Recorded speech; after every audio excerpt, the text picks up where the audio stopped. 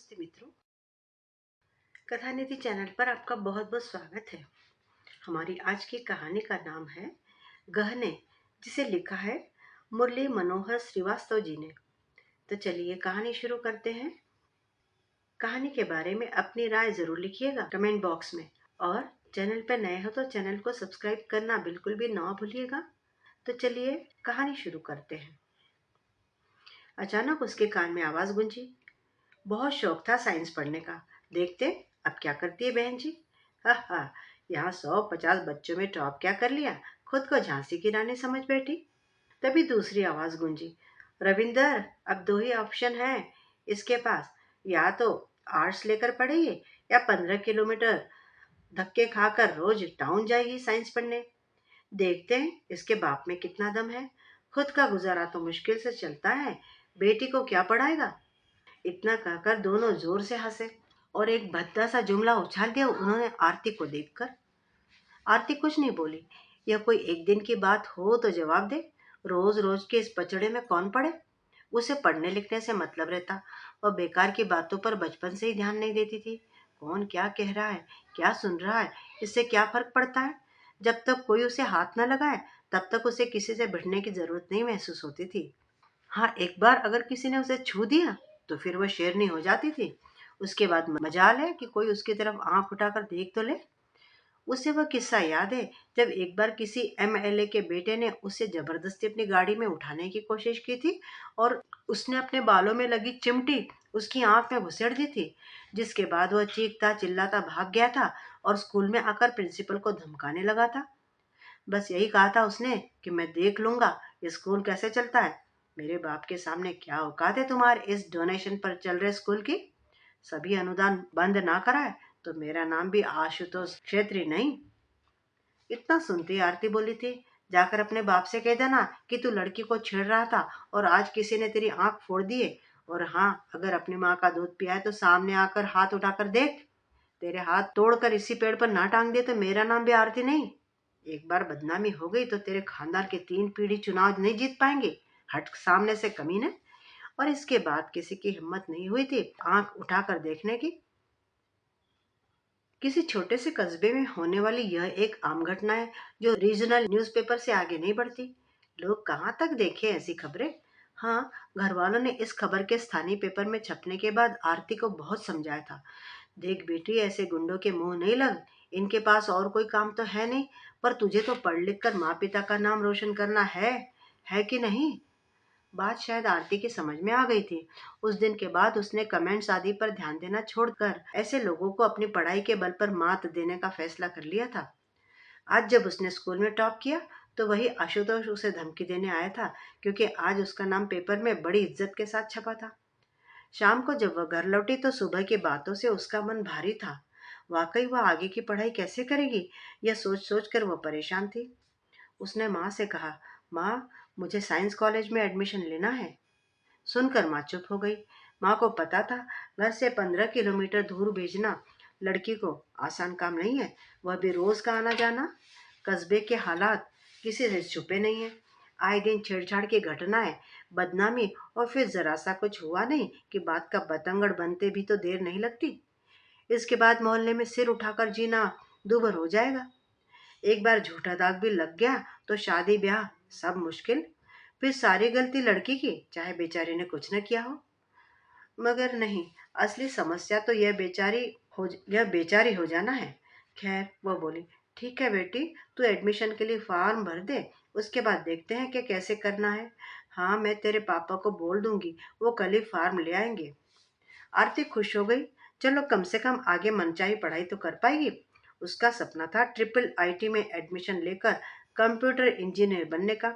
जब से उसने एक प्रतिष्ठित अखबार में वहां से पास होने वाले स्टूडेंट का पैकेज देखा था, उसे अपनी जिंदगी बदलने की जिद सवार हो गई थी। उसकी आज की जिंदगी और सपनों की जिंदगी के बीच में एक छोटी सी छलांग चाहिए। एक बार वह अपने ड्रीम कॉलेज में पहुंच गई तो आगे का सफर बहुत आसान है। इतनी सी बात उसे तो बहुत जल्दी समझ आ गई थी। मगर नहीं, जिंदगी इतनी आसान नहीं होती जितनी दिखाई देती है।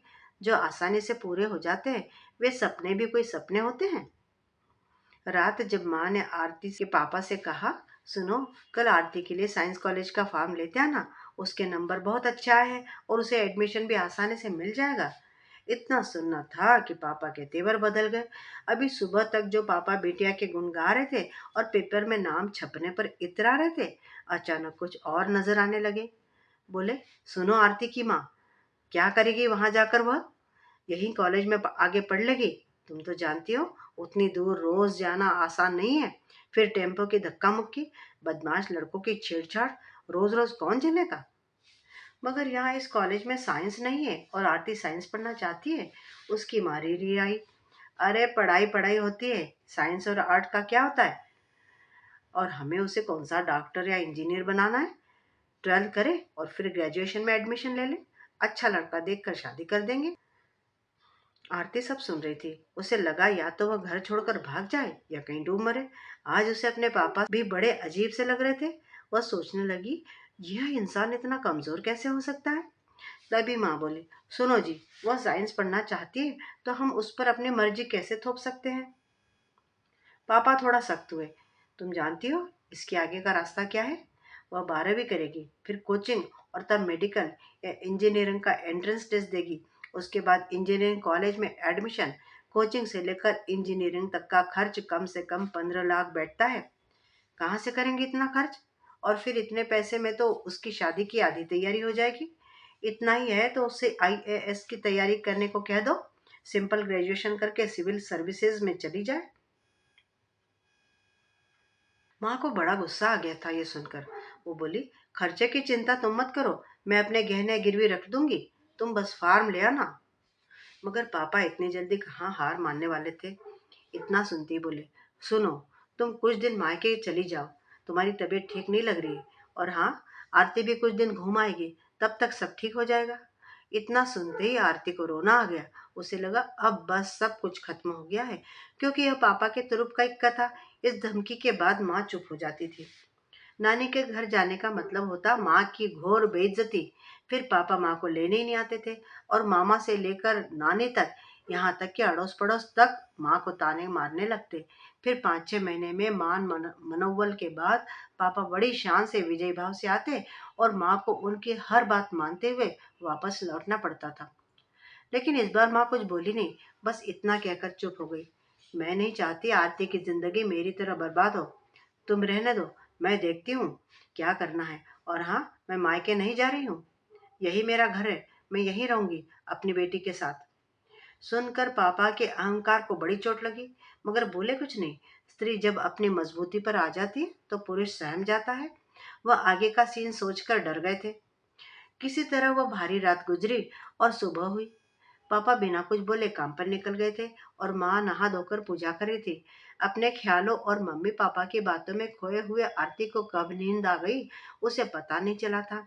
जैसे ही वो उठी, माँ ने उसे बड़े प्यार से देखा और बोली, चल जल्दी से तैयार हो जा, तेरे नए कॉलेज चलना है। इतना सुनना था कि आरती को जैसे पंख लग गए। माँ, क्या मैं साइंस पढ़ूंगी? वह चाहते हुए बोली। मेरी बेटी वह सब करेगी जो वह चाहती है। आखिर बेटी किसकी है? दुर्गा की बेटी। भला अनपढ़ रहे? दुर्गा की बेटी भला अनपढ़ रहे? यह नहीं होगा। दुर्गा उसकी माँ का नाम था। उसकी आंखों में आंसू आ गए और वह माँ से लिपट गई।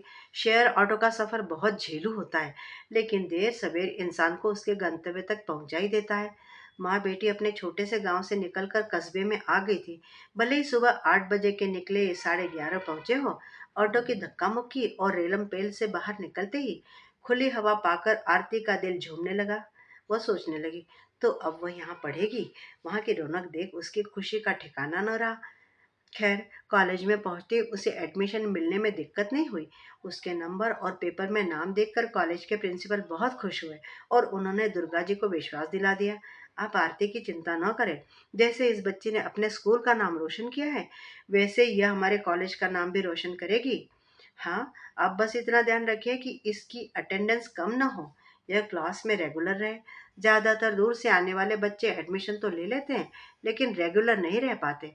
मैं समझता हूँ कि आने जाने में कितनी दिक्कत है, लेकिन इस मामले में हम कुछ नहीं कर पाएंगे।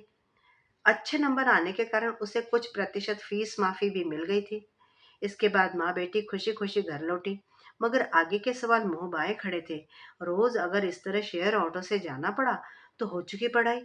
और अचानक आरती ने देखा कि माँ अपने गहने निकाल कर चेक कर रही है। उसने माँ को इस तरह अपने गहने देखते कभी नहीं देखा था। माँ ने बड़े जतन से सारे गहने देखे, जैसे मन ही मन उसका वजन तौला हो, और हाथ का एक कंगन उठा लिया। 1.5 तोला तो होगा। अगले दिन पापा के जाने के बाद दुर्गा आरती को लेकर फिर कस्बे जा पहुंची और उसने स्कूटी वाली शॉप पर दस्तक दी। यह देखकर आरती को कुछ समझ नहीं आया। बाद में पता चला कि वह कंगन किसी सुनार के पास पहुंच गया था और स्कूटी आरती के पास।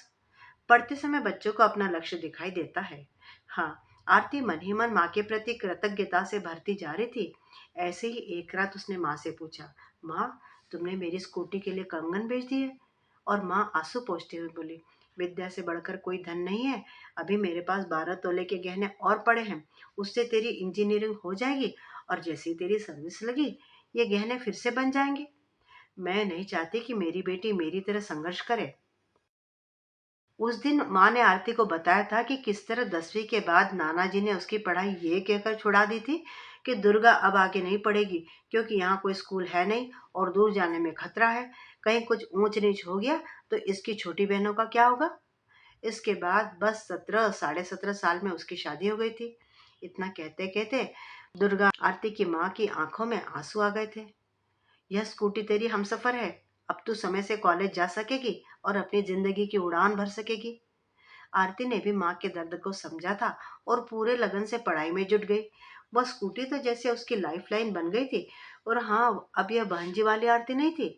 उसने सलवार सूट छोड़कर टाइट पैंट नुमा लोअर और फिट कुर्ता पहनना शुरू कर दिया था, जिससे आराम से स्कूटी चला सके। इतना ही नहीं, अब वह किसी न किसी लड़की को लिफ्ट देकर साथ ले जाती और लाती थी, जिससे अकेलापन भी महसूस ना हो। वह स्कूल बहुत अच्छा था। वहाँ पीटी सर ने गर्ल्स के लिए कराटे क्लास भी चला रखी थी, जिसमें वे लड़कियों को आत्मरक्षा की ट्रेनिंग देते। वह कॉलेज बहुत अच्छा था। वहाँ के पीटी सर ने गर्ल्स के लिए कराटे क्लास चला रखी थी, जिसमें वे लड़कियों को आत्मरक्षा की ट्रेनिंग देते थे। साथ ही क्लास में टॉप करने के कारण उसे नामी कोचिंग में फ्री सीट मिल गई थी। वह शनिवार और रविवार को आईआईटी एंट्रेंस की कोचिंग करने लगी। शाम 3 बजे के बाद उसने 2-3 बच्चों को ट्यूशन देना भी शुरू कर दिया था, जिससे पेट्रोल का खर्चा और निकल आता। कहते हैं जहाँ चाह वहाँ राह। आशुतोष और उसके साथियों ने 1-2 बार उसे तंग करने की कोशिश की तो उसने चुपचाप उनकी कंप्लेंट कर दी थी, जिससे बिना उसका नाम उजागर किए बदमाशों पर कार्रवाई हो गई थी। वह दिन भी आया जब जेईई मेंस का रिजल्ट आया। कोचिंग की गाइडेंस और क्लास में मेहनत रंग लाई थी। उसकी रैंक 3,000 के नीचे थी, जिससे उसे आसानी से आईआईटी हैदराबाद मिल गया था। यह उसके किसी सपने के पूरा होने से कम नहीं था। इस बात को गुजरे एक अरसा हो गया था और आज आरती की कैंपस प्लेसमेंट हुई थी। उसकी आंखों में आंसू थे। एक छोटे से गांव से निकलकर कस्बे से होता उसकी जिंदगी का सफर, जो हैदराबाद में हॉल्ट पर था, आज बेंगलुरु की किसी बड़ी आईटी कंपनी में प्लेसमेंट के साथ ही अपने मुकम्मल मुकाम तक जा पहुंची थी। वो अब न दुर्गा को उसकी चिंता करनी पड़ती थी और न पिता राजेश्वर को बेटी के साथ कुछ ऊंच नीच होने का डर था। उसने माँ को फोन लगाया। माँ, मेरी प्लेसमेंट हो गई है। और माँ के तो जैसे बोल ही ना फूटे। वह बस घर में मंदिर की तरफ दौड़ी। बेटी, सब भगवान का आशीर्वाद है। आरती ने पूछा, माँ, पैकेज नहीं पूछोगी? और दुर्गा ने कहा, हट पगली, बेटी के पैसे कौन देखता है। वह बोली, अच्छा चलो मैं ही बता देती हूँ। 50 लाख पर एनम। और यह यहाँ इस कैंपस की सेकंड हाईएस्ट प्लेसमेंट है माँ। वाकई अगले दिन पेपर में आरती के प्लेसमेंट की खबर आ चुकी थी और पूरा आस पड़ोस मिठाई की मांग करता दुर्गा के घर खड़ा था। लेकिन बात यहीं खत्म नहीं हुई थी। प्लेसमेंट के 6 महीने बाद बिना किसी को बताए आज आरती अपने घर आई थी, उसी छोटे से गांव में। माँ पिताजी तो उसे देखकर पहचान ही नहीं पाए थे। जीन्स टी शर्ट में आरती को देख कोई नहीं कह सकता था कि यह वही आरती है जिसने इस छोटे से गांव से अपनी जिंदगी के संघर्ष का सफर शुरू किया था। अगले दिन सुबह जब दुर्गा सोकर उठी तो देखा आरती अपनी स्कूटी साफ कर रही थी। पिताजी काम पर जा चुके थे। वह बोली, माँ, जल्दी से तैयार हो जाओ, कॉलेज चलना है मुझे, सर को मिठाई खिलानी है। दुर्गा फटाफट तैयार होकर स्कूटी पर बैठकर बड़ी ठसक के साथ चल पड़ी थी। लेकिन यह क्या, आरती ने स्कूटी एक सुनार की दुकान पर रोक दी थी। इसे देखते ही दुर्गा को काटो तो खून नहीं। बेटी, यहाँ क्यों रुकी है? हमें तो तेरे कॉलेज चलना है, सर को मिठाई खिलाने। हाँ माँ, वहां भी चलेंगे, आरती बोली और सुनार से बोली, सुनो भैया, माँ के गहने छुड़ाने हैं। आरती को देखकर सुनार तक सहम गया। उसकी कुछ पूछने की हिम्मत नहीं हुई और देखते देखते आरती ने उसे 18 लाख की पेमेंट करके सारे गहने माँ के हाथ में रख दिए। माँ, यह मेरी तरफ से तुम्हें पहला उपहार है, मेरे पहले क्वार्टर की कमाई। इसके बाद उसने स्कूटी की डिक्की खोली और गहने की पोटली उसमें डालकर माँ को वापस स्कूटी पे बैठा कर चल पड़ी। दुर्गा निशब्द थी। आज शायद उसके गहने सोने से बदलकर हीरे से भी ज्यादा कीमती हो उठे थे। और आरती बिंदास अपनी लाइफ लाइन स्कूटी पर उड़ी चली जा रही थी। अगर सही वक्त पर यह स्कूटी उसे न मिलती तो वह अपनी जिंदगी का यह सफर शायद कभी तय न कर पाती। मित्रों, अभी आप सुन रहे थे कहानी गहने, जिसे मुरली मनोहर श्रीवास्तव जी ने लिखा है। उम्मीद करती हूँ कि कहानी आपको बड़ी पसंद आई होगी। अपनी कीमती राय कमेंट बॉक्स में ज़रूर लिखिएगा और चैनल पर नए हो तो चैनल को सब्सक्राइब भी ज़रूर कर लीजिएगा। कहानी सुनने के लिए बहुत बहुत धन्यवाद। आपका दिन शुभ हो।